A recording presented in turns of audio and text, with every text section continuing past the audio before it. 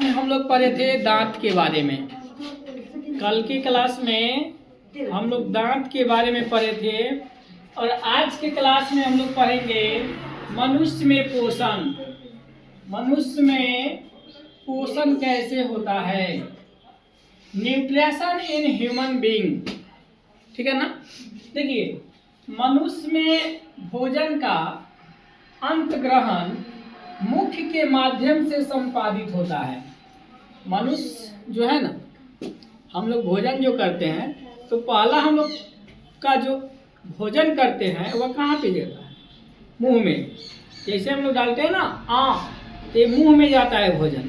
तो वही चीज़ हम आपको बता रहे हैं कि मनुष्य में भोजन का अंत ग्रहण जो होता है ना, ये मुख के माध्यम से संपादित होता है। दूसरा देखिए, भोजन का पाचन जो है ये पूर्ण विकसित आहार नली में होता है। जो हम लोग भोजन करते हैं तो पहला जो भोजन किए तो कहाँ गया, मुंह में गया। उस मुंह के बाद से वह आहार नली एक होती है, उस नली में वो भोजन क्या होता है, विकसित होता है। उस नली में भोजन जाता है। तो वही चीज़ लिखिए कि भोजन का पाचन पूर्ण विकसित आहार नली में होता है और आहार नली से पाचक रसों का स्राव करने वाली ग्रंथियां जुड़ी होती है। जो आहार नली होता है उस नली में पाचक ग्रंथि होती है जो भोजन को पचाने का कार्य करती है। पाचक ग्रंथि का काम है भोजन को पचाना। उससे बहुत सारी पाचक ग्रंथियों से बहुत सारे निकलते हैं, पित्ताशय है, ठीक है ना। आगे हम आपको बताते हैं। इस प्रकार संपूर्ण आहार नली, पूरे आहार जो नली है वह और पाचक ग्रंथियों के सम्मिलित रूप को पाचन तंत्र कहते हैं।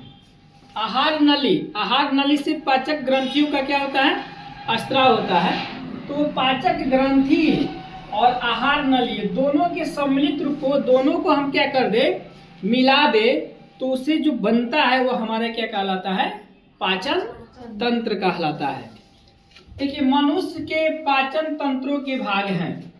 मनुष्य जो है ना, हम लोग जो मनुष्य हैं तो पाचन तंत्रों के भाग कौन कौन है। पहला मुख, भोजन हम जब करेंगे तो पहला कहाँ जाएगा, मुंह में जाएगा, तो मुख है। दूसरा आमाशय है, तीसरा पक्वाशय है, चौथा जो है ना ये छोटी आंत है। छोटी आंत को क्षुद्रांत भी कहते हैं। कभी कभी परीक्षा में पूछ देता है कि छोटी आंत को क्या कहते हैं, तो छोटी आंत को क्षुद्रांत कहते हैं। उसके बाद भोजन जाता है बड़ी आंत में।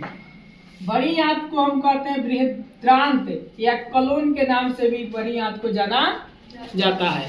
तो ये जो पांच है, मुख्य है, आमाशय है, पक्वाशय है, छोटी आंत है, बड़ी आंत है, ये मनुष्य के पाचन तंत्र के भाग हैं।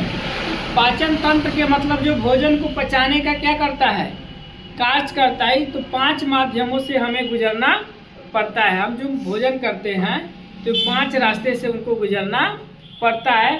तो बड़ी आंत में जाकर, छोटी आंत में ही पच जाता है भोजन, बड़ी आंत में जल का अवशोषण होता है। आगे हम बताते हैं।